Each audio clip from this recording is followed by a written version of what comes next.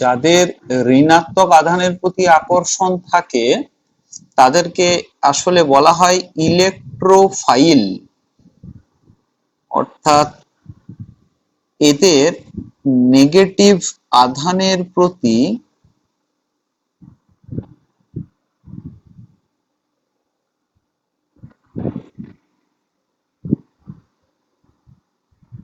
আকর্ষণ থাকে, তার মানে ইলেকট্রনের চাহিদা আছে, বা আমরা বলতে পারি ইলেকট্রনের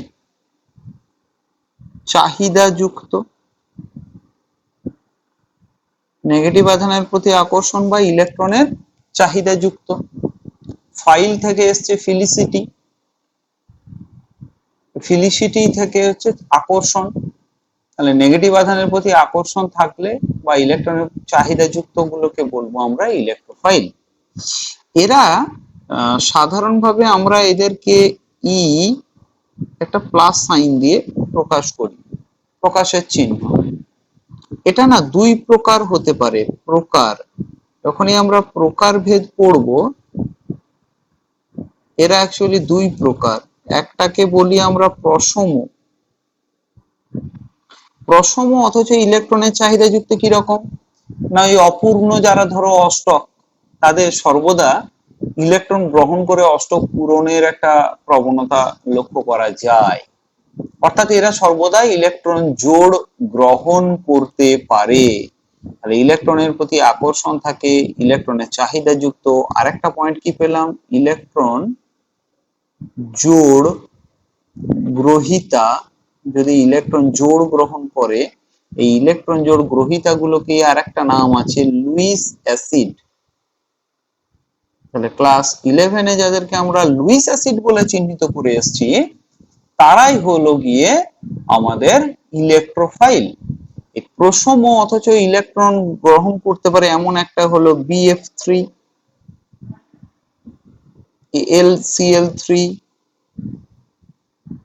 ZnCl2।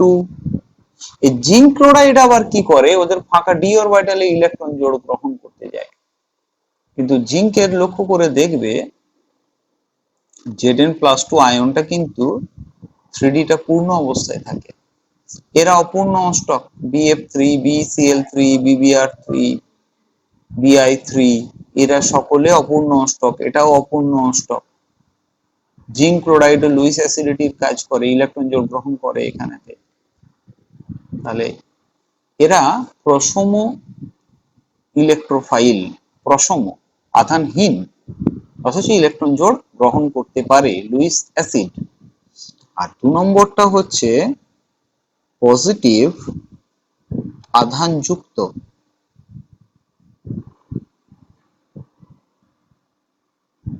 পজিটিভ আধান যুক্ত কারা না, ক্যাটায়ন গুলো। ক্যাটায়ন গুলো এরা সকলেরই ইলেকট্রনের প্রতি চাহিদা আছে। তাহলে এই ক্যাটায়ন গুলো দেখো ধাতব ক্যাটায়ন হতে পারে, যে কোনো প্রকার ধাতব ক্যাটায়ন লুইস অ্যাসিড দেখায়, সাধারণ সংকেতে M+N লিখলাম। জৈব ক্যাটায়ন হতে পারে, যাদেরকে আমরা কার্বো ক্যাটায়ন বলি। কার্বনে যদি ক্যাটায়নটা থাকে, জৈব ক্যাটায়ন বলবো এদেরকে আমরা। অ্যালকিল ক্যাটায়ন জৈব ক্যাটায়ন হিসেবে কাজ করবে। যেমন ধরো CH3+, C2H5+,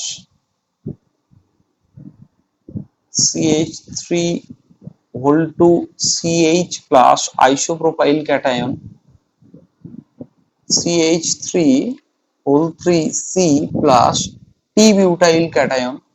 তাহলে এগুলো জৈব অথচ এরা ক্যাটায়ন, ইলেকট্রন ঘাটতি আছে, ইলেকট্রন জোড় এরা গ্রহণ করতে পারে। তাহলে এগুলোকে আমরা বললাম ইলেকট্রোফাইল।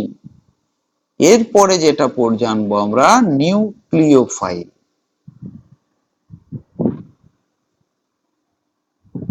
এবারে দেখো, একটা অংশ হচ্ছে ইলেকট্রনের প্রতি আকর্ষণ, তাহলে কি দ্বিতীয়টা নিউক্লিয়াসের প্রতি আকর্ষণ? তাহলে কি এরা নিউক্লিয়াসের সঙ্গে রাসায়নিক বিক্রিয়ায় অংশগ্রহণ করে? মোটেও না।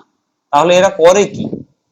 ইলেকট্রন এর বিপরীতার্থক বোঝাতে পরমাণু তো দুটো পার্ট, তাহলে ইলেকট্রন মহলের বিপরীতটা পরমাণু তো হচ্ছে নিউক্লিয়াস, যেটা ধনাত্মক আধান যুক্ত। সেই কারণে যাদের ইলেকট্রনের প্রতি চাহিদা নেই, অপরপক্ষে ইলেকট্রন জোড় দান করতে পারে, ইলেকট্রন জোড় দাতা, এইদেরকেই কিন্তু লুইস ক্ষার বলা হয়, লুইস বেস, বা পজিটিভ আধানের প্রতি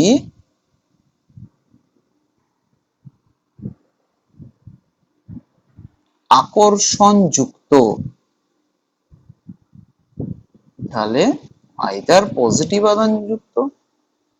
আধানের প্রতি আকর্ষণ যুক্ত অথবা ইলেকট্রন জোড় দাতা, এদেরকে কিন্তু আমরা লুইস ক্ষারক বলবো, এবং এরাই হলো গিয়ে নিউক্লিওফাইল প্রকাশের সাধারণ পদ্ধতি এনিউ, অথবা এখানে একটা নেগেটিভ চার্জও দিতে পারে। ইলেকট্রন জোড় দান করতে পারে অথবা নেগেটিভ আধান, তার মানে এরা প্রসম হতে পারে। শুধুমাত্র লোন পেয়ার যারা দান করে, লোন পেয়ার দাতা, প্রসম মানে লোন পেয়ার দাতা, যারা নিঃসঙ্গ ইলেকট্রন জোড় দান করে, লোন পেয়ার দাতা প্রসম। যেমন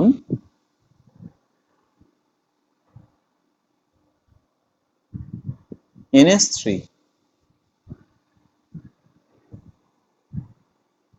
H2O, H2S, NHR, NH2,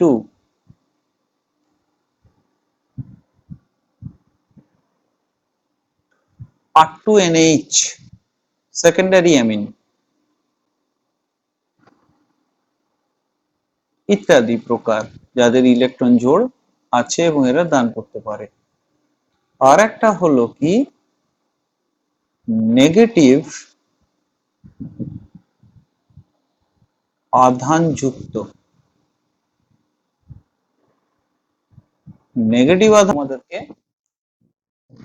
মনে রেখো, অ্যালকিল অ্যানায়নস,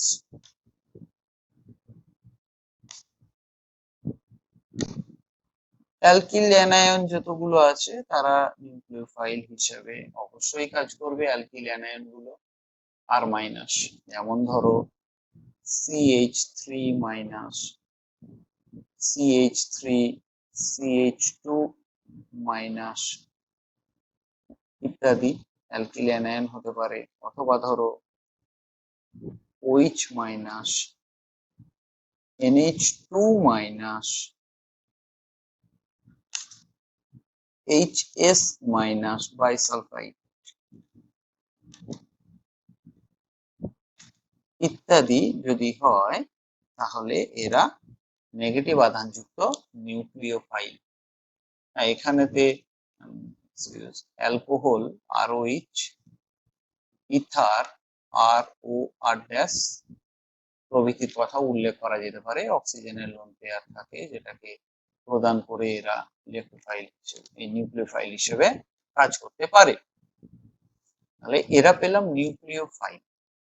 এবারে যখন বিক্রিয়ার বিকারকটা নিউক্লিওফাইল, তখন সেই বিক্রিয়াটিকে আমরা বলবো নিউক্লিওফিলিক সাবস্টিটিউশন রিঅ্যাকশন।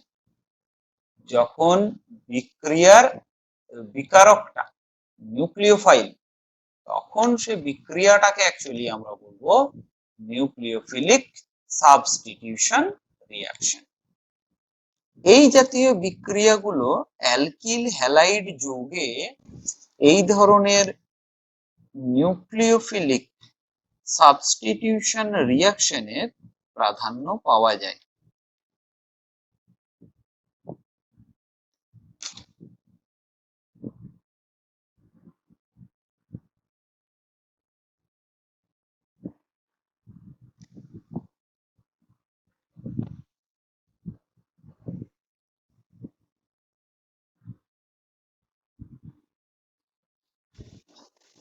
হুম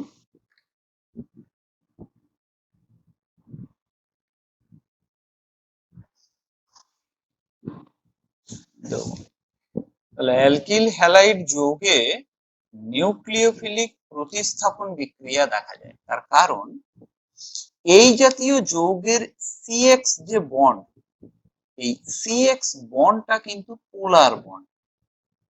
কারণ এক্স তার তড়িৎ ঋণাত্মকতা বেশি থাকায় হ্যালোজেন এক্সটা কিন্তু এখানে হ্যালোজেন, এখানে কিন্তু কার্যকরীভাবে ক্লোরিন, ব্রোমিন, আয়োডিন। তাহলে হ্যাঁ, ফ্লুরিনও উপস্থিত থাকে, কিন্তু প্রতিস্থাপন বিক্রিয়া তো সরাসরি এখানে দেখায় না, আমি এখানে ফ্লুরিন লিখলাম। তাহলে এই ইলেকট্রন জোড়কে নিজের দিকে টেনে নেয়, তাহলে এক্সট্রা নেগেটিভ আধান লাভ করে, আর কার্বনটা পজিটিভ আধান লাভ করে। অর্থাৎ এখানে ঘাটতি তৈরি হয়। তার ফলে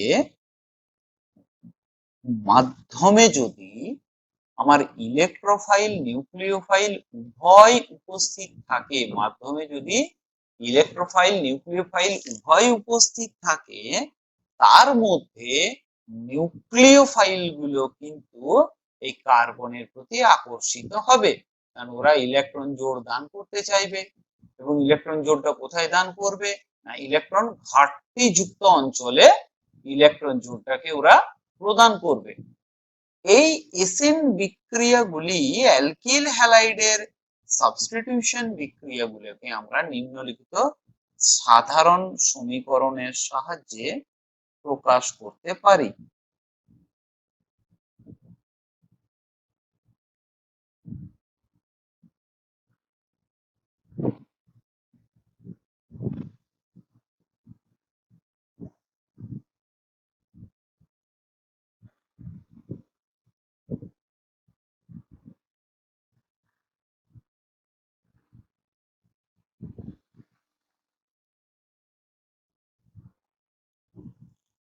হ্যাঁ, এখানে কয়েকটা জিনিস আছে। এটা সাবস্ট্রেট, এটাকে আমরা বলছি সাবস্ট্রেট।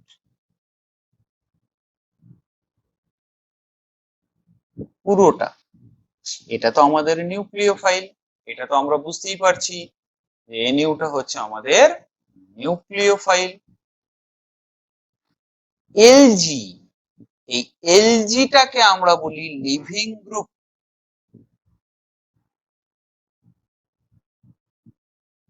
দেখো, কার্বনের সাথে একটা গ্রুপ অ্যাডজয়েন্ট ছিল, এই গ্রুপটা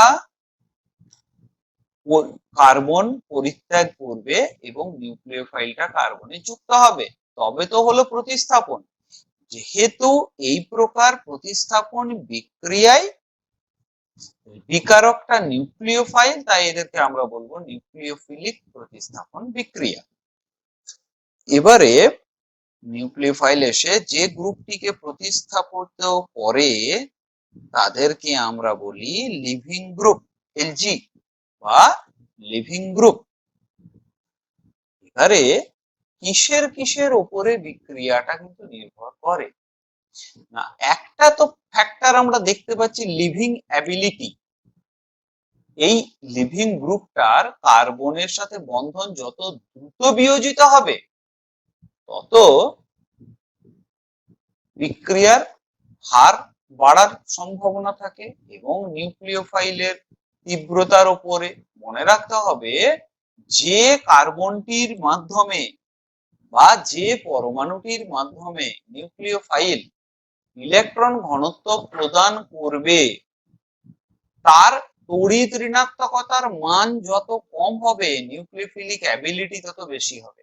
একটা পয়েন্ট, যে পরমাণুটার মাধ্যমে ইলেকট্রন জোড়ো প্রদান করছে।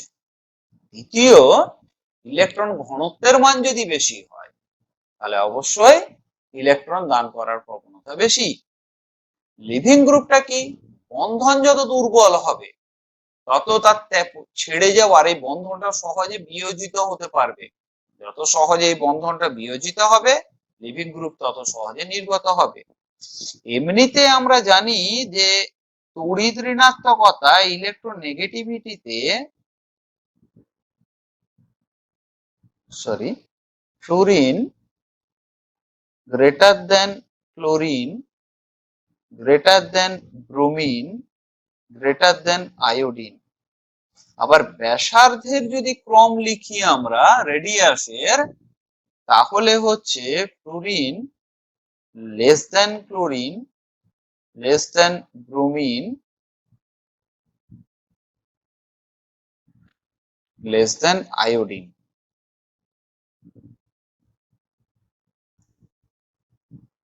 এই পরে লিভিং অ্যাবিলিটি অর্থাৎ substrate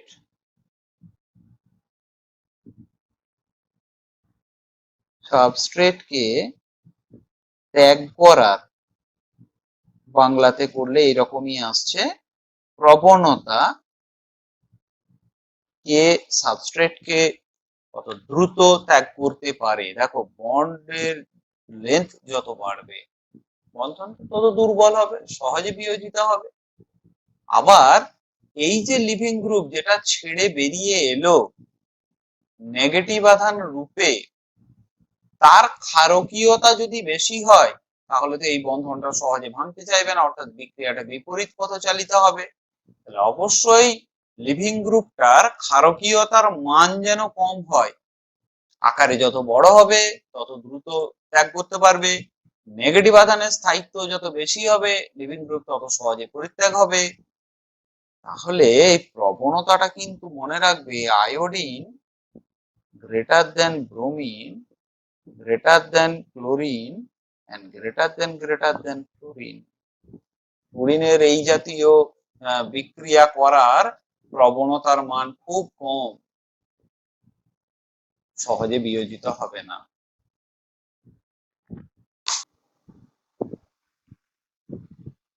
SN substitution nucleophilic বিক্রিয়াগুলি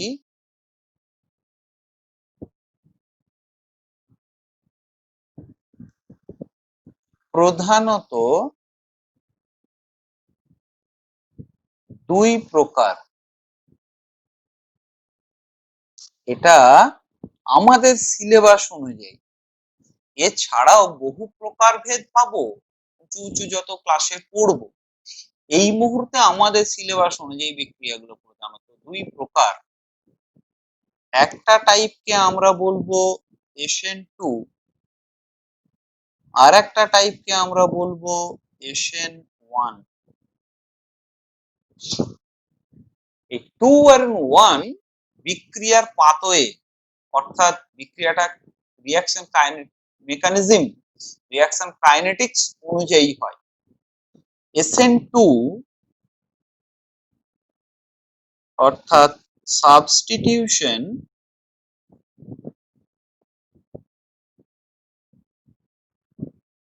nucleophilic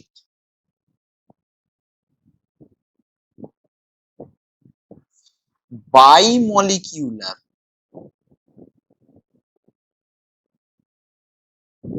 এই বাইমলিকিউলারটা কি?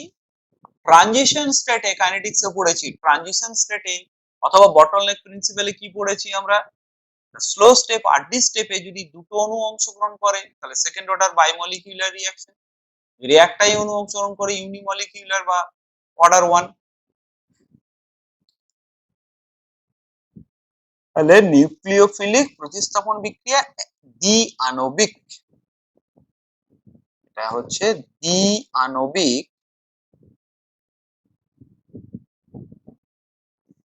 নিউক্লিওফিলিক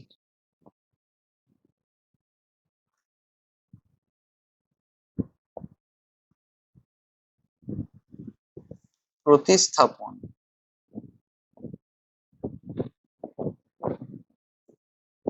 এখানে কিন্তু রেট অর্ডার 2 and SN1 এটা হলো সাবস্টিটিউশন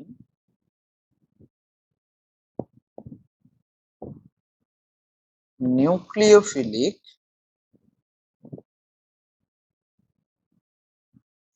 ইউনিমলিকিউলার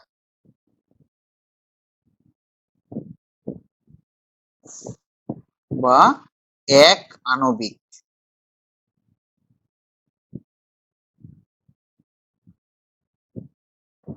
অর্ডারটা এখানে কিন্তু 1। আমরা এবারে বিক্রিয়াগুলোকে একটু করে বুঝবার চেষ্টা করব। প্রথমত যেটা বুঝতে হবে, আমরা পড়ব SN2 বিক্রিয়া কি। আমি জাস্ট একটা করে এক্সাম্পল দিয়ে দিয়ে ব্যাপারটাকে বোঝাবার চেষ্টা করি। এই ক্ষেত্রে একটি চতুস্তলকীয় কার্বনের সাথে যুক্ত লিভিং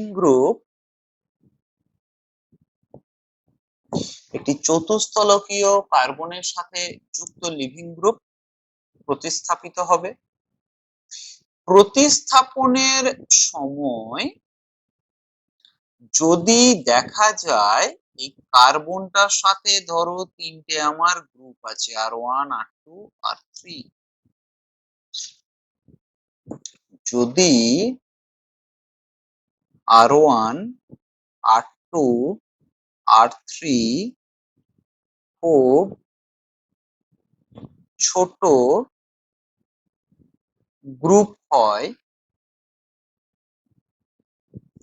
তাহলে এই কার্বনটার এই ব্যাকইয়ার্ড পিছন দিকটাতে স্টেরিক হিন্ড্রেন্সের মান খুব কম হয়। স্টেরিক হিন্ড্রেন্স স্থান সংকুলান জনিত প্রভাব। এরা যত বড় আকারের হবে তত এদের কারণে কার্বনটার পেছনের দিকটা, বিপরীত দিকটা, যেদিকে লিভিং গ্রুপটা আছে তার বিপরীত দিকটা কিন্তু বাধাপ্রাপ্ত হবে নিউক্লিওফাইলের পক্ষে কার্বনটাই পৌঁছানোতে।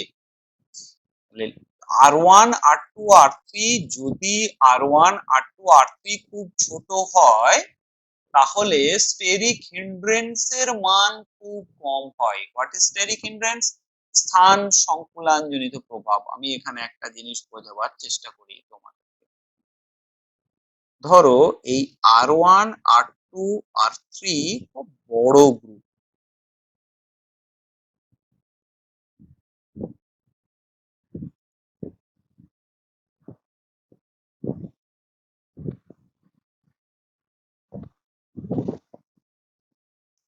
তাহলে এরা যত বড় হবে তত এরা বেশি জায়গা দখল করবে। R1 R2 R3 যত বড় হবে তত বেশি জায়গা দখল করবে। এর ইলেকট্রন ঘনত্ব পরস্পরের মধ্যে প্রবেশ করতে চাইলে একটা বিকর্ষণ হবে, যাকে স্থান সংকুলান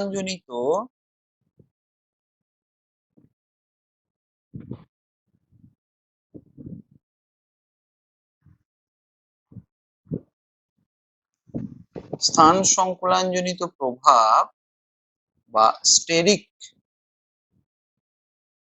প্রভাব বলে।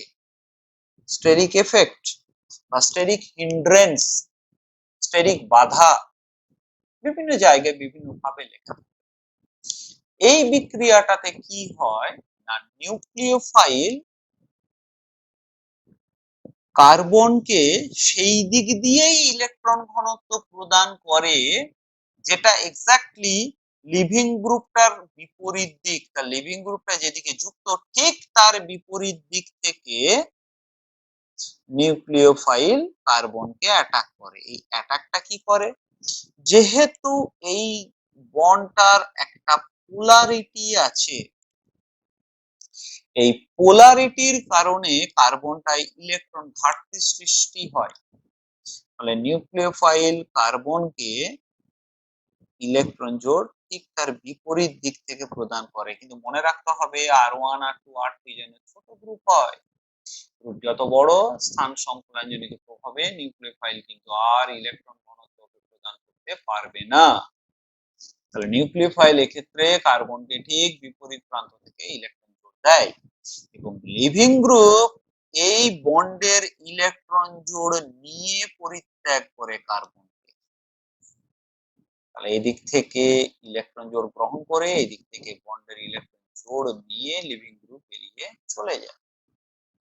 এর ফলে কি হলো না, কার্বনের সাথে লিভিং গ্রুপের একটা বন্ধন তৈরি হলো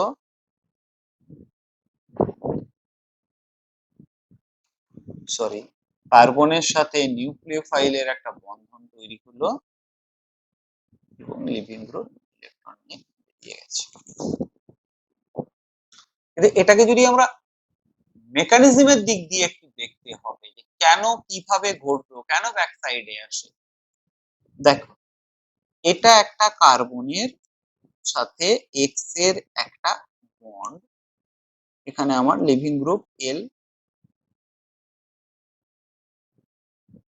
এক জোড়া ইলেকট্রন শেয়ার করছে, এই দুই বন্ডটা, এই বন্ডটা কি শেয়ার করছে? এক জোড়া ইলেকট্রন। এইটা সেই হাইব্রিড অরবিটালটার নেগেটিভ পার্টটা।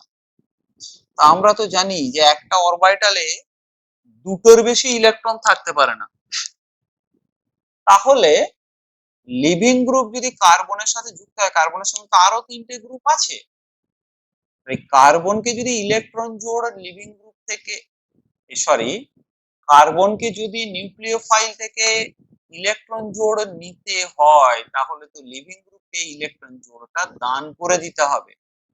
কার্বনের সঙ্গে আরো তিনটে গ্রুপ যুক্ত আছে, তাহলে কার্বন নিউক্লিওফাইল থেকে তখনই ইলেকট্রন জোড় নিতে পারবে যখন ও লিভিং গ্রুপকে এই বন্ডের ইলেকট্রন জোড়টা প্রদান করে দেবে। নিউক্লিওফাইল কি করে না, ওর ওই ইলেকট্রন জোড়া, কেন জোড়া না, ওর আইদার নেগেটিভ চার্জ আছে অথবা লোন পেয়ার আছে, তাহলে এই ভর্তি অরবিটালটা এই কার্বনের নেগেটিভ পার্টটার সঙ্গে ওভারল্যাপ করা স্টার্ট করে। অর্থাৎ কার্বনের লিভিং গ্রুপটা ঠিক যেদিকে, ঠিক তার বিপরীত দিক থেকে কার্বনকে ইলেকট্রন ঘনত্ব প্রদান করা স্টার্ট করে। তাহলে লিভিং গ্রুপ আস্তে আস্তে এই নেগেটিভ পার্টটাই ইলেকট্রন জোড় দিতে চাইবে, কিন্তু কার্বন তখনই নিতে পারবে যদি ও আবার এই ইলেকট্রন জোড়টা লিভিং গ্রুপকে দিতে থাকে। তাহলে একটা জায়গা আসবে লিভিং গ্রুপের সঙ্গে বন্ধনটা আস্তে আস্তে ভাঙছে, নিউক্লিওফাইলের সঙ্গে বন্ধনটা আস্তে আস্তে তৈরি হচ্ছে, that is called the transition state. তাহলে লিভিং গ্রুপের সঙ্গে বন্ডটা আস্তে আস্তে ভাঙবে, ইলংগেটেড হবে, স্ট্রেচড হয়ে যাবে, বন্ডটা প্রথমে দীর্ঘায়িত হতে থাকবে, ভাঙতে থাকবে, এর জন্য এনার্জি গ্রহণ করবে।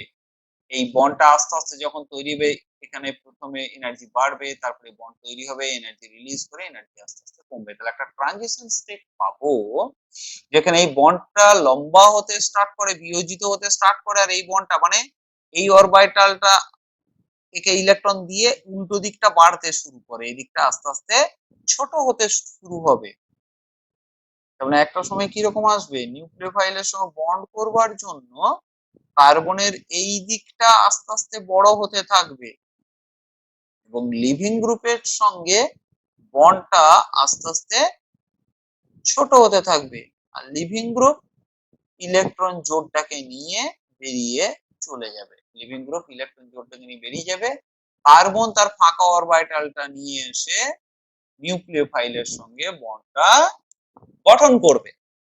তাহলে মধ্যখানে একটা দশা আসবে যেখানে এটা না পুরোটা ভেঙে গেছে, এটা না পুরোটা তৈরি হয়েছে, that is called the transition state. এবং এই পদ্ধতিটা ঘটে সাইমালটেনিয়াসলি, অন আ সিঙ্গেল স্টেপে, একই সাথে ঘটতে থাকছে ব্যাপারটা। এমন নয় আগে লিভিং গ্রুপটা ভেঙে চলে গেছে পরে নিউক্লিওফাইলটা এলো, এই ক্ষেত্রে এটা ঘটে না। অর্থাৎ আমরা যদি স্টেপ গুলোকে আঁকি এরপরে সেটা এরকম হবে,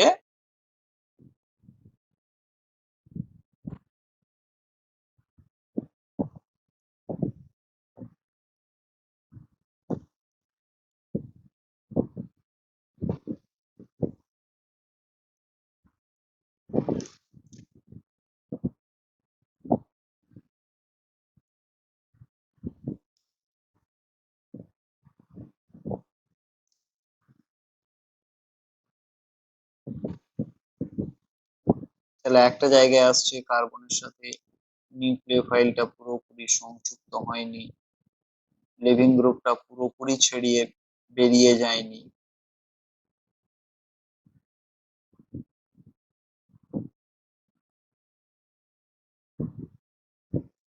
এই জায়গাটাই হচ্ছে গিয়ে পরে ট্রানজিশন স্টেট, টিএস। এবং ট্রানজিশন স্টেটে লক্ষ্য করছি আমরা substrate and the nucleophile adjacent একসাথে সংযুক্ত আছে। ট্রানজিশন স্টেটে সাবস্ট্রেট এবং নিউক্লিওফাইল একসাথে যুক্ত, তাই এটাকে বলা হয় বাইমলিকিউলার রিঅ্যাকশন বা দ্বিক্রম বিক্রিয়া। এরপরে যেটা হয়, হ্যাঁ, ওই সাইনটাকে বলে ড্যাগার সাইন। নিউক্লিওফাইলটা কার্বনের সাথে যুক্ত হয় যেদিকে লিভিং গ্রুপটা ছিল, ঠিক তার বিপরীত দিক থেকে।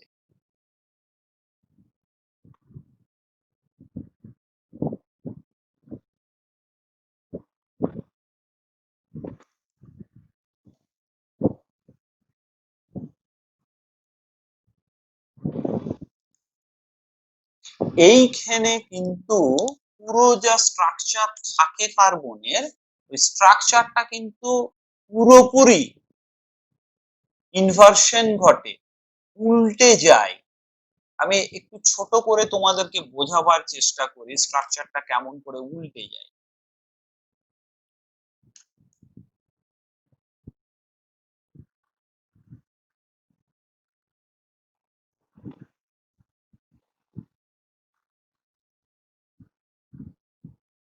এটা সাপোজ কার্বনের 3D জিওমেট্রিটা, এটা ওদিকে আছে, এটা আমাদের দিকে, এটা উপরের দিকে। এবারে যখন নিউক্লিওফাইল এখানটায় আসবার চেষ্টা করে, ব্যাক সাইডে কার্বনকে ইলেকট্রন জোড় দেবার চেষ্টা করে, আর আমার এই আঙুলগুলোর দিকে আছে লিভিং গ্রুপটা, তখন এখানে আসবার সময় এই নিউক্লিওফাইলের সঙ্গে এদের বিকর্ষণ হবে, ফলে এইটা বন্ডটা কিন্তু প্রথমে একটা প্ল্যানারিটির জায়গায় আসবে। তিনটে বন্ড টেট্রাহেড্রাল জিওমেট্রি থেকে বেরিয়ে একটা প্ল্যানার জিওমেট্রিতে আসবে, যেখানে নিউক্লিওফাইলটা এদিক থেকে যুক্ত হচ্ছে, ওদিক থেকে বেরিয়ে যেতে হবে। যখন নিউক্লিওফাইলটা পুরোপুরি যুক্ত এদিকে হয়ে যাবে, তখন কিন্তু এগুলো পুরোপুরি আবার দেখো উল্টো দিকে চলে গেছে, এগুলো উল্টো দিকে যাবে, তাহলে এনানসিওমেরিক চেঞ্জ হবে একটা। এটাকে আমরা ওয়েজ মডেল দিয়ে খুব সুন্দর বোঝাতে পারবো।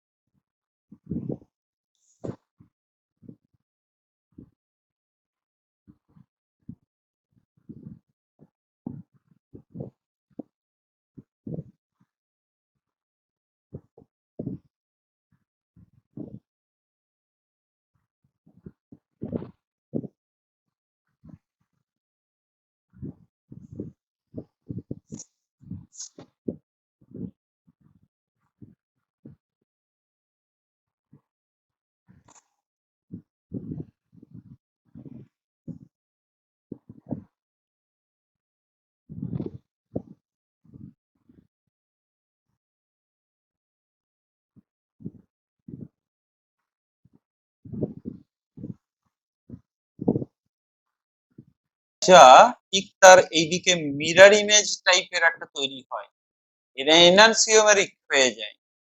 যদি লিভিং গ্রুপ এবং নিউক্লিওফাইল একই হয়, তাহলে কিন্তু এটা আর এটা কিন্তু সম্পূর্ণ বিপরীত হয়ে গেছে, এনানসিওমার হয়ে গেছে। What is enantiomer? দুটো সাবস্ট্রেট, দুটো যৌগ, তারা পরস্পর mirror image but non superimposable. Non superimposable mirror image গুলোকে কিন্তু আমরা অ্যাকচুয়ালি বলি এনানসিওমার। এক্সাম্পল, আমাদের দুটো হাত অ্যাকচুয়ালি পরস্পরের দর্পণ প্রতিবিম্ব, আমাদের হাতগুলো পরস্পরের দর্পণ প্রতিবিম্ব, কিন্তু একে অপরের উপরে উপরিপাতন যোগ্য নয়। এরা দর্পণ প্রতিবিম্ব, কিন্তু একে অপরের উপরে উপরিপাত যোগ্য নয়। এর বুড়া উল্টে যেদিকে থাকে এর উল্টো দিকে চলে যায়। এইভাবে তুলে এনে বসানোটাকে বলে উপরিপাতিত করা। মিরর ইমেজ তুলে এনে যখন বসাবে উপরিপাতিত করা, but they are not superimposable, so they are called the enantiomer. এখানে কি হয় না, স্ট্রাকচারের ইনভার্সন ঘটে। আমরা পরে আরএস নোমেনক্লেচার, ডিএল, এগুলোকে পড়বো, আলোচনা করব পরের অন্য ক্লাসেতে। তাহলে আমরা কি পেলাম? SN2 বিক্রিয়ায়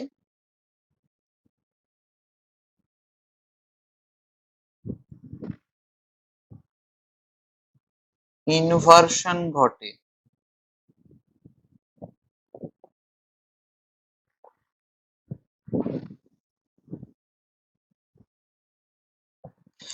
যদি লিভিং গ্রুপ এবং নিউক্লিওফাইল এর প্রাধান্য একই হয়,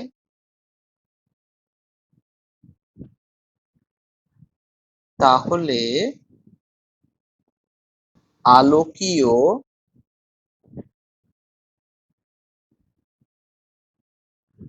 আবর্তনের মান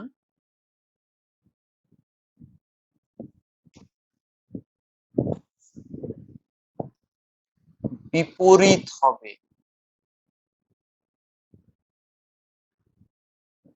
অর্থাৎ দুটোই যদি, অর্থাৎ সাবস্ট্রেট এবং প্রোডাক্ট উভয় যদি অপটিক্যালি অ্যাক্টিভ হয়, সেক্ষেত্রে এ যদি ডান দিকে আলোকে ঘোরায়, তাহলে প্লেন পোলারাইজড লাইট কে ঘোরাবে বাম দিকে, অথবা উল্টোটা, এই বাঁ দিকে ঘোরালে এদিকে থাকবে ডান দিকে। তাহলে আবর্তনের মানটা সম্পূর্ণ বিপরীত হবে। শর্তগুলো দেখি।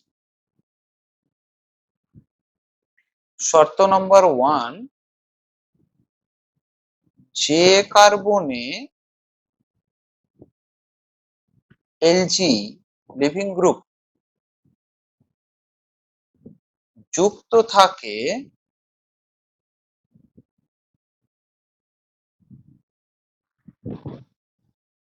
তার ডিগ্রি কম হতে হবে।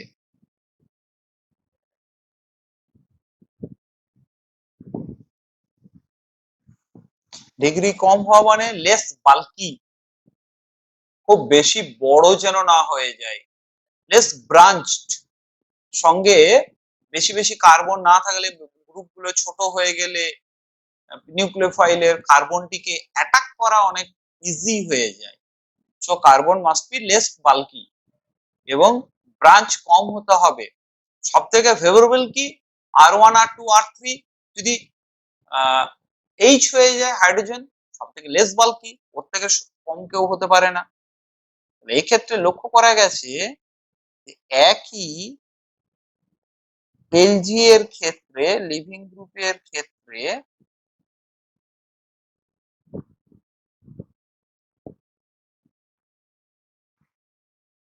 CH3 CH3 CH2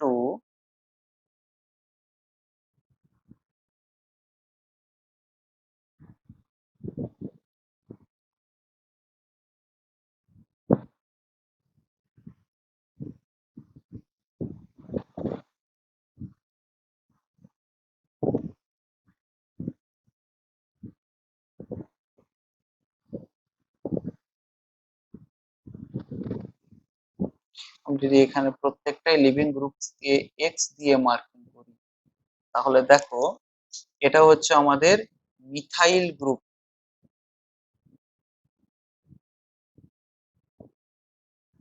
এটা আমাদের ইথাইল গ্রুপ, 1 ডিগ্রি। কোনটা 1 ডিগ্রি? যে কার্বনে এক্সটা যুক্ত তার ডিগ্রিটা হচ্ছে 1। এখানে দেখো এই দুটো আর কার্বনের সাথে যুক্ত, তাহলে এটা এমনিতে গ্রুপটা হচ্ছে আইসোপ্রোপাইল, কিন্তু 2 ডিগ্রি। এটা কত না, টি বিউটাইল, এই গ্রুপটা হচ্ছে আমাদের টারসিয়ারি বিউটাইল গ্রুপ,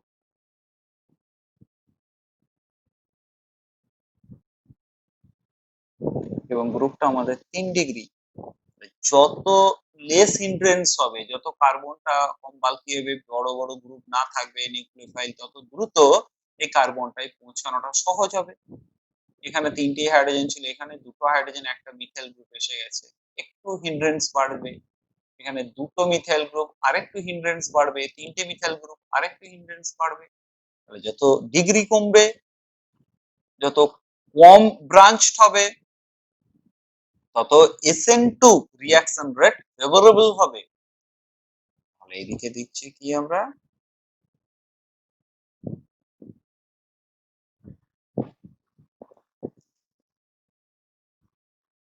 SN2 বিক্রিয়া হার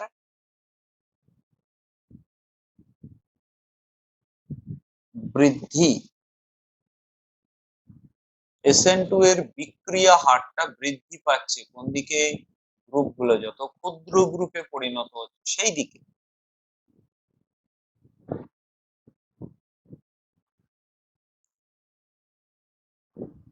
শর্ত 2, দ্রাবকের মাধ্যমে যে মিডিয়ামটা আমরা ব্যবহার করব সলভেন্টটা, দ্রাবকের ধ্রুবীয়তা কম হতে হবে।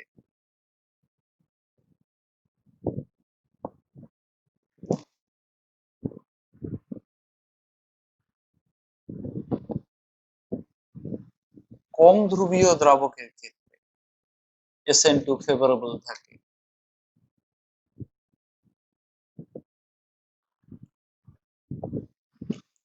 এবং নিউক্লিওফাইলকে তীব্র হতে হবে, খুব দ্রুত অ্যাটাক করতে হবে, তীব্র। নিউক্লিওফাইলের তীব্রতা যদি বেশি হয়, এই সকল ক্ষেত্রগুলোতে আমরা দেখব কি SN2 বিক্রিয়ার হারটা বেশি। একটা এক্সাম্পল বলি, মনে রাখবে CH3 গ্রুপ সব থেকে লেস ব্রাঞ্চ, SN2 রেট সবার বেশি। C2H5 অর্থাৎ CH2CH2 ইথাইল, SN2 বিক্রিয়ার হার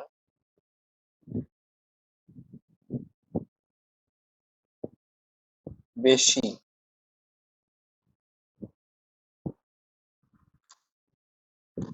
CH3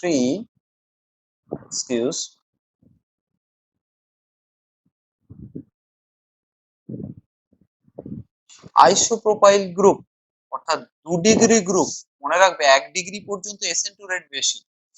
2 ডিগ্রি গ্রুপ শর্ত নির্ভর করে,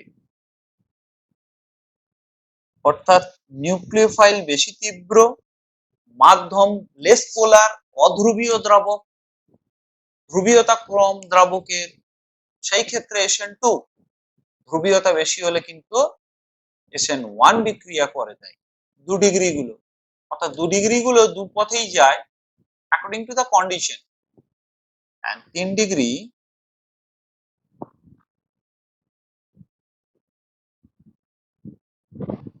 প্রধানত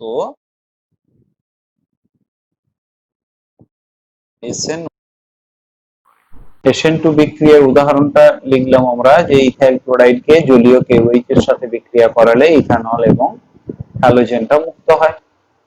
এবারে ইথাইল ক্লোরাইড যেহেতু আমাদের 1 ডিগ্রি গ্রুপ, তাই SN2 বিক্রিয়া হওয়ার সম্ভাবনা সব থেকে বেশি।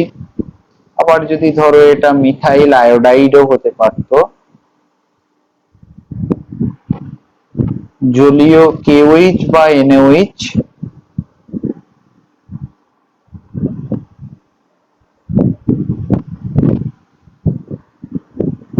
বিক্রিয়া করে পরিণত হয় কিসে, মিথানলে, আর লিভিং গ্রুপটা আই মাইনাস। তাহলে আমাকে যদি পাথওয়ে দেখাতে বলে, মেকানিজম, তখন এইভাবে তোমরা দেখাতে পারো। 1 নম্বরটার জন্য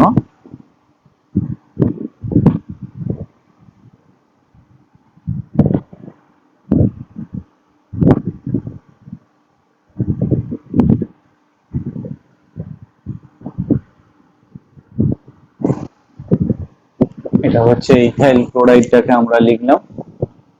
R1 R2 R3 গ্রুপগুলো নিশ্চয়ই এবারে বুঝতে পারছো। নিউক্লিওফাইলটা হচ্ছে এখানে OH মাইনাস, অক্সিজেন পরমাণুর মাধ্যমে ও ইলেকট্রন জোড় প্রদান করে।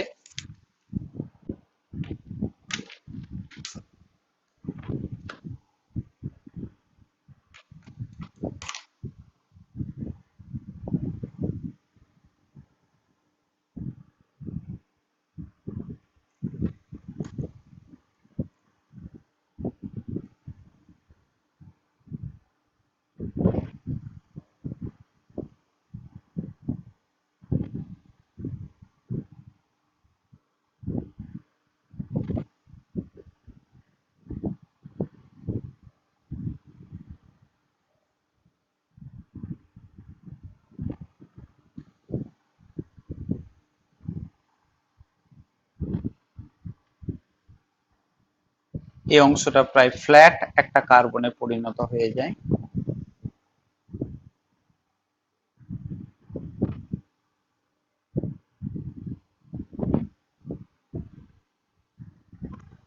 এটা হলো ট্রানজিশন স্টেট।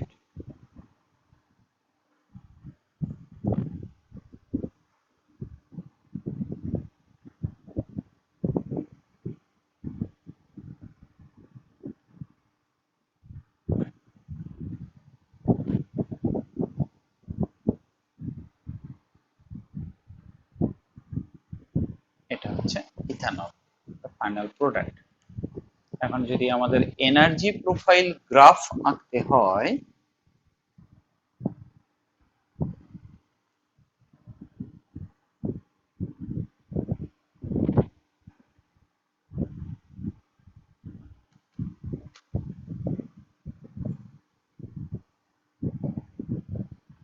আর সি রিঅ্যাকশন কোঅর্ডিনেট, অর্থাৎ বিক্রিয়াটা যে হচ্ছে তুমি যে যে শর্তের দ্বারা পরিমাপ করতে পারো, সে মেবি টাইম হতে পারে, কনসেন্ট্রেশন চেঞ্জ হতে পারে।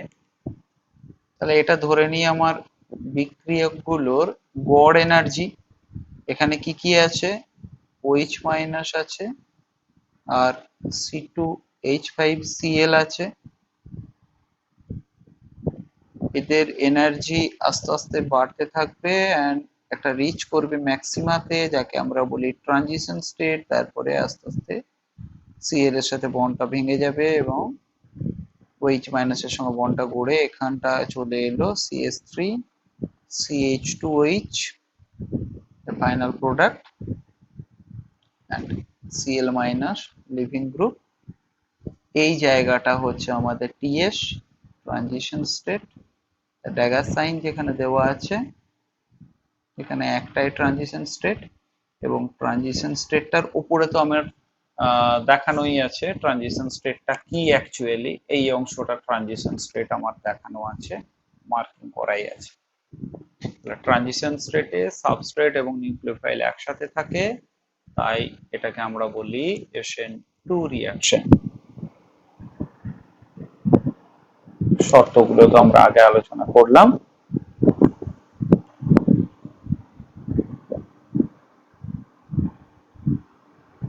এরপরে আসবো আমরা SN1 রিঅ্যাকশনে।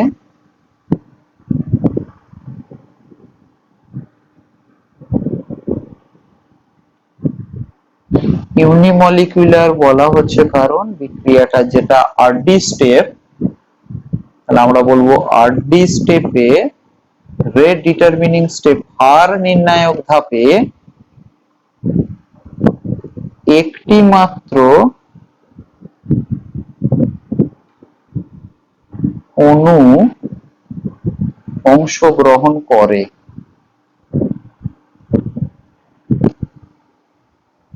RD স্টেপে কেবলমাত্র একটাই অণু অংশগ্রহণ করে, তাই এটাকে আমরা বলবো SN1 রিঅ্যাকশন। হয় কি এক্ষেত্রে, না এই ক্ষেত্রে আসলে প্রথমে কার্বনের সাথে লিভিং গ্রুপটার বন্ধন ছিন্ন হয়। অর্থাৎ লিভিং গ্রুপ বন্ডের ইলেকট্রন জোড়কে নিয়ে বেরিয়ে যায়, তাহলে মাইনাস Lg মাইনাস। তাহলে অন্তর্বর্তী এখানে কিন্তু তৈরি হয় ইন্টারমিডিয়েট। এই ইন্টারমিডিয়েটে ইন্টারমিডিয়েট বোঝাতে I সাইনটা ব্যবহার করা হয়। ক্যাটায়ন তৈরি হয়েছে। এই ইন্টারমিডিয়েটটা হলো কি না ক্যাটায়ন, কার্বোক্যাটায়ন। এই কার্বোক্যাটায়নের সাথে নিউক্লিওফাইল যুক্ত হয়ে প্রোডাক্ট তৈরি করে। তাহলে এই স্টেপটাই হচ্ছে রেট ডিটারমিনিং স্টেপ। কোনটা না, যেখানে কার্বনের সাথে লিভিং গ্রুপের বন্ড ব্রেকেজ হয়, বন্ধন বিয়োজিত হয়, ওই স্টেপটাই সব থেকে ধীরগতির ধাপ।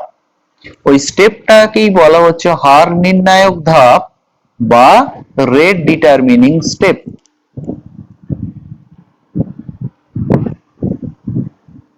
এবারে অন্তর্বর্তী যৌগতে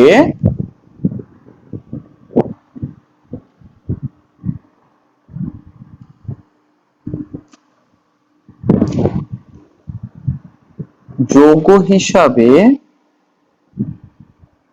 ক্যাটায়ন উৎপন্ন হয়।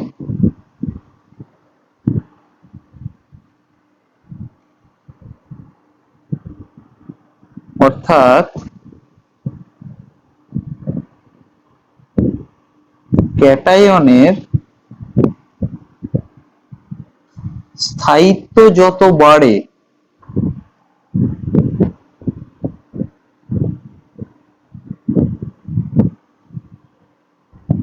SN1 হার রেট বাড়ে। এটা একটা আমাদের শর্তাবলীর মধ্যে এলো যে ক্যাটায়নটা যত ইন্টারমিডিয়েটটা যত স্থায়ী হবে। কারণটা দেখো, শর্তটা কি বলছে, কোন বিক্রিয়া সেই পথেই যেতে পছন্দ করে যে পথে গেলে সবচেয়ে স্থায়ী অন্তর্বর্তী যৌগ তৈরি হবে। ইন্টারমিডিয়েটটাকে স্টেবিলিটি যত বেশি হবে, রেটটা তত ফাস্টার হয়ে যাবে। তাহলে অন্তর্বর্তী ক্যাটায়নটা স্থায়িত্ব। আর একটা কি না, লিভিং গ্রুপের কত সহজে লিভিং গ্রুপটা ত্যাগ করছে কার্বনটাকে।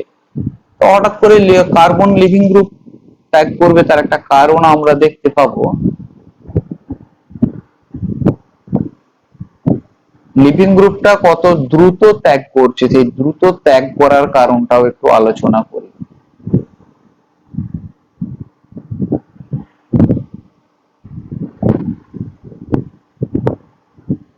এটা যদি একটা চতুস্থলকীয় কার্বন হয়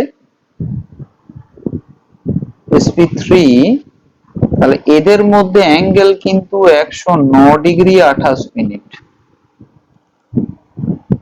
এবারে R1 R2 R3, তাহলে R1 R2 R3 যদি বড় গ্রুপ হয়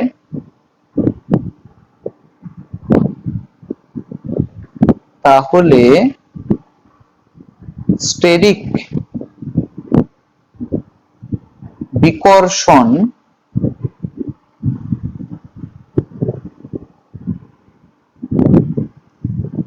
ক্রিয়া করে। উহাদের মধ্যে স্টেরিক বিকর্ষণ বল ক্রিয়া করবে, স্থান সংকুলানজনিত প্রভাব ক্রিয়া করবে।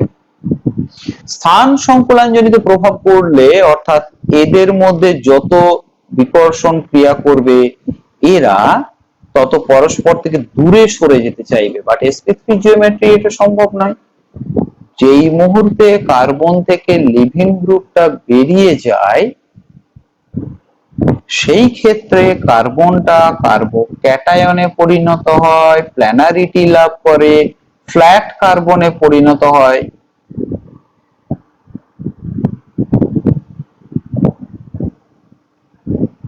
এই কার্বনটা কিন্তু সমতলিক হয়ে গেছে এখন।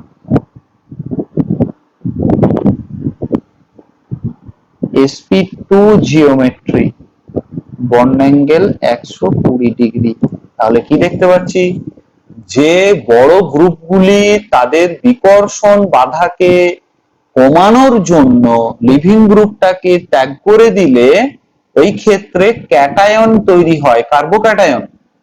এই কার্বোক্যাটায়ন তৈরি হলে উহাদের মধ্যে বন্ড অ্যাঙ্গেল হয় 120 ডিগ্রি, ফলে স্টেরিক বিকর্ষণ বাধার পরিমাণ হ্রাস পায়।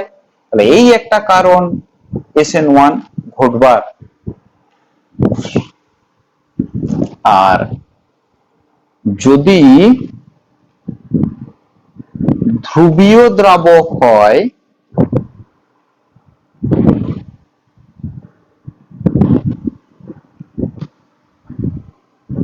অন্তর্বর্তী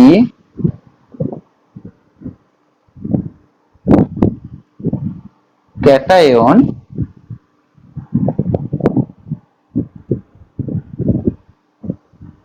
তত বেশি স্থায়িত্ব পায়।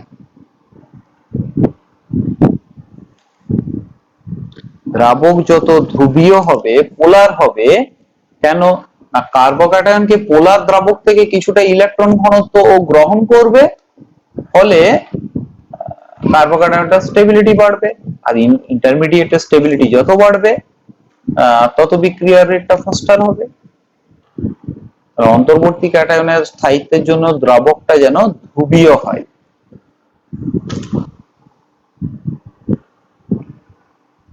এক্সাম্পল হিসেবে আমরা নিতে পারি CH3O3Cl।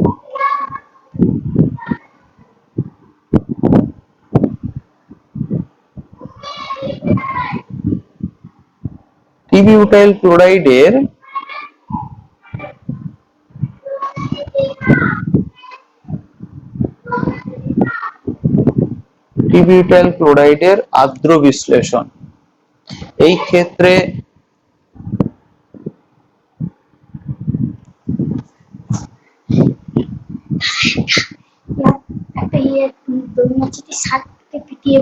কোথায় ছবি তোলা বেশি চটি পড়ে যা। হ্যালো, তাহলে টি-বিউটাইল ক্লোরাইডের আর্দ্র বিশ্লেষণ কোন পথে ঘটে? আর্দ্র বিশ্লেষণ মানে যেখানে জল যোজিত হয়, লিভিং গ্রুপ বেরোবে এবং OH গ্রুপ এখানে এন্ট্রি হবে, জল এখানে নিউক্লিওফাইলের কাজ করবে। পুর নিউক্লিওফিলিক অ্যাবিলিটি অবশ্যই OH মাইনাসের থেকে কম, তাহলে নিউক্লিওফাইলটার তীব্রতা যেন একটু কম হয়, অর্থাৎ লিভিং গ্রুপটার কার্বনকে পরিত্যাগের যেন একটু সময় পায়। নিউক্লিওফাইলের তীব্রতা বেশি হলে লিভিং গ্রুপ ত্যাগ করার আগেই উহা কার্বনকে অ্যাটাক করবে। কিন্তু যদি ধ্রুবীয়তা কম থাকে, যদি নিউক্লিওফাইলের তীব্রতা কম থাকে, তাহলে কার্বনকেও অ্যাটাক করবে না, স্লোলি এইটা বিয়োজিত হওয়ার সময় বেশি পাবে। টি-বিউটাইল ক্লোরাইডের আর্দ্র বিশ্লেষণ আসলে SN1 পথে ঘটে।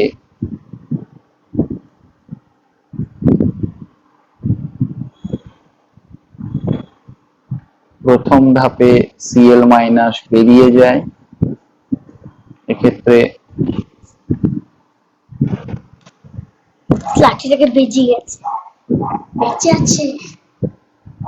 টি-বিউটাইল ক্যাটায়ন তৈরি হয়।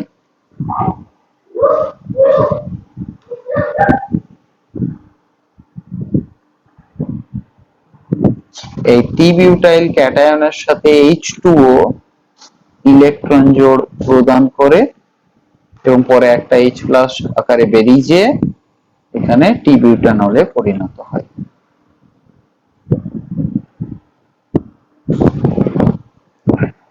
তাহলে দেখতে পাচ্ছি কি না, বিক্রিয়াটা দুটো স্টেপে ঘটে, আর ডি স্টেপটাতে একটাই অণু অংশগ্রহণ করে, তাই এটাকে আমরা বলবো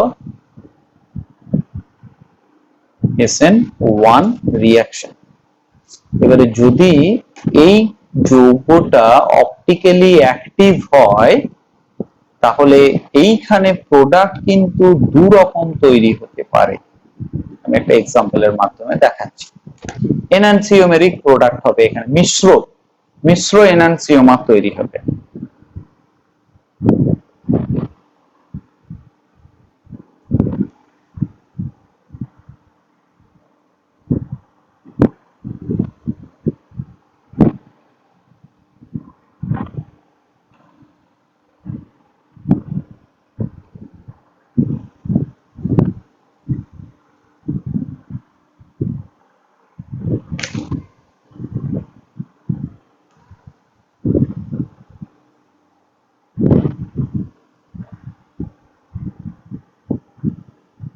এটা হচ্ছে 2 আয়োডো বিউটেন 1 2 3 4 2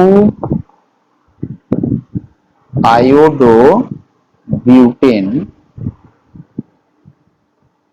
যখন I মাইনাস ত্যাগ করে তো ক্যাটায়নে পরিণত হয়, তাহলে ক্যাটায়নিক কার্বনটা কিন্তু প্ল্যানার কার্বন।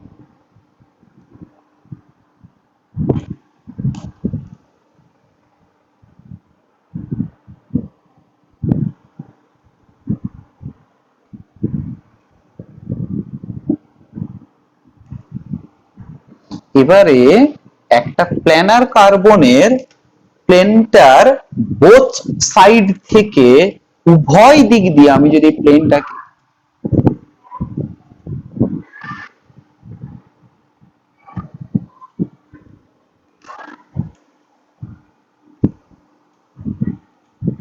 এটা যদি প্লেনটা হয় sp2 কার্বনটার এবং এই কার্বনটা ক্যাটায়ন, তাহলে এই নিউক্লিওফাইলটার আসলে এই প্লেনটার উপরের দিক থেকে নিউক্লিওফাইল যেদিকে অ্যাটাক করবে এই গ্রুপগুলো ঠিক তার বিপরীত দিকে চলে যাবে উল্টানো ছাতার মতন, অথবা নিউক্লিওফাইলটার এই প্লেনটার তলার দিক থেকে পিছন দিক থেকে অ্যাটাক করতেও পারে।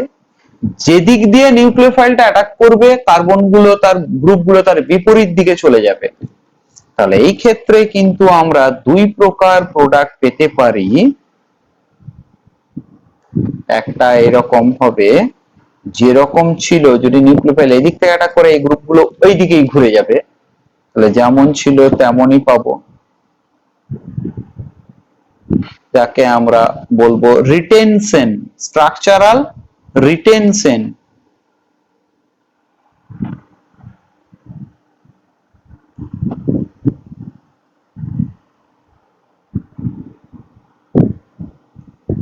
আর একটার ক্ষেত্রে স্ট্রাকচারটা যখন এই দিক থেকে অ্যাটাক হলে এই গ্রুপগুলো এইদিকে, মানে এই দিক থেকে অ্যাটাক হয়ে গেলে গ্রুপগুলো উল্টো দিকে ঘুরে যাবে, স্ট্রাকচারাল ইনভার্সন।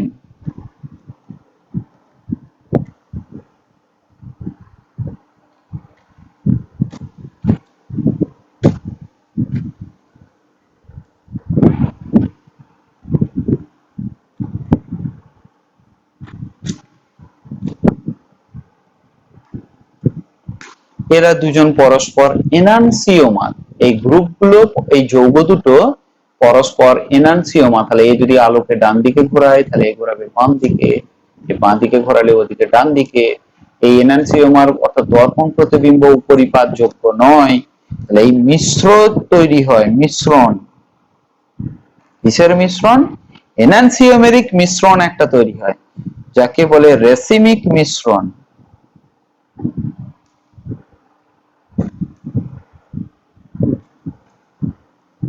এখানে একটা রেসিমিক মিশ্রণ তৈরি হয়।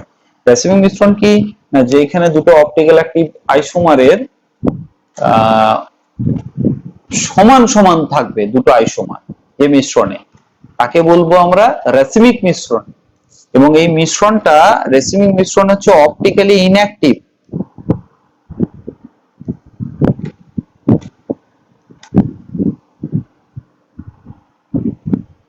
আলোক সক্রিয়তা নষ্ট হয়ে যাবে, কারণ এর যত ডিগ্রি ডান দিকে ঘোরাবে তত ডিগ্রি বাঁ দিকে ঘোরাবে, আলোক সক্রিয়তা সম্পূর্ণভাবে নষ্ট হয়ে যায়, এ অপটিক্যালি ইনঅ্যাক্টিভ। তাহলে SN2 রিঅ্যাকশনে কি পেয়েছি আমরা? ইনভার্সন। SN1 এ হয় রেসিমাইজেশন।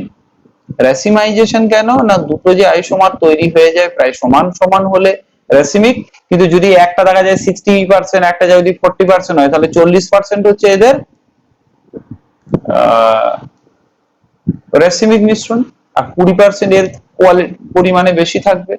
তাহলে অনেক ক্ষেত্রে দেখা যায় 80% রেসিমাইজেশন, 20% একটা প্রোডাক্ট বেশি থাকে, 80-20 হয়ে যায়, 60-40 হয়ে যায়, কোনো একটা বেশি থাকে কোনো একটা একটু কমে যায়। কারণ ওই যেই মুহূর্তে আয়োডিন ছাড়ে ক্যাটায়ন হচ্ছে, ওই সেই সময়তেই কিছু হয়তো নিউক্লিওফাইল ব্যাক সাইড থেকে অ্যাটাক করে দিয়েছে, ফলে একটা দিকের প্রোডাক্ট একটু বেশি হয়ে যায়। তাহলে SN1 এর ক্ষেত্রে রাসায়নিক মিশ্রণ হয় বেশিরভাগ ক্ষেত্রে, আর SN2 এর ক্ষেত্রে ইনভার্সন ঘটে। CH3 C2H5 অর্থাৎ 1 ডিগ্রি,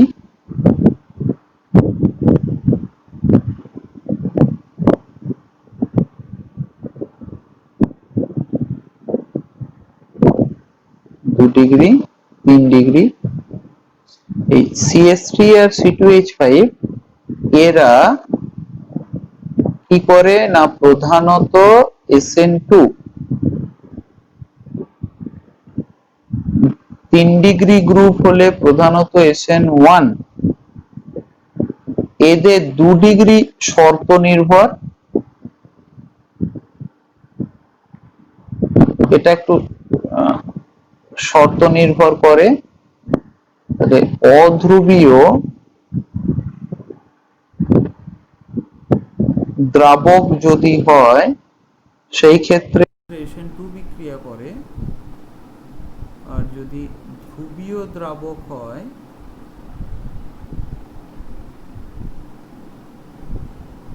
SN1 বিক্রিয়া করে। সাবস্টিটিউশন বিক্রিয়া, তাদের ক্রিয়া কৌশল এবং কোন গ্রুপ থাকলে বেশি কম হবে এগুলো নিয়ে প্রাথমিক একটা আলোচনা করলাম। পরের ক্লাসে আরো একটু ডিটেলে বুঝে নেব। এই অবধি আপাতত তোমরা একটু পড়ে রাখবে।